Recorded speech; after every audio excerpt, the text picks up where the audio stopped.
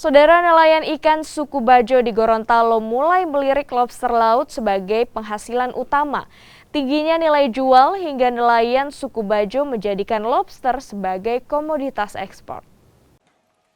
Perkampungan suku Bajo di Kecamatan Tilamuta, Kabupaten Bualemo, Gorontalo, dihuni sebanyak 465 kepala keluarga.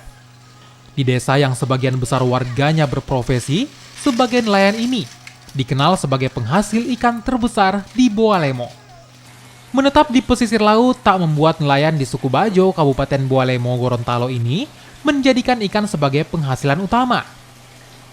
Lobster laut kini mulai dilirik lantaran memiliki nilai jual yang tinggi selain dapat diekspor ke mancanegara. Sebagian nelayan bahkan mulai beralih menjadi penampung lobster laut. Lobster laut dijual dengan harga Rp400.000 per kilogram.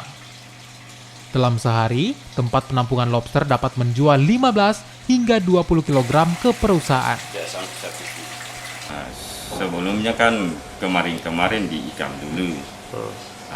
Karena di ikan pasarannya jual di TPI hanya lokal-lokal. Kami memilih untuk ke lobster. Sehingganya lobster ini kan punya harga yang naik, yang harga di atas mendingan ikan. Sehingga kami memilih untuk mencari lobster. Karena lobster ini kan kami tahu beberapa tahun ini sudah mencapai ke harga-harga internasional ke ekspor.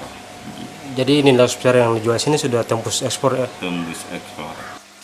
Penampung lobster laut di Desa Bajo berjumlah 4 orang. Masing-masing penampung memiliki 5 hingga 10 nelayan penangkap lobster laut. Muhammad Kaida, Kompas TV, Gorontalo.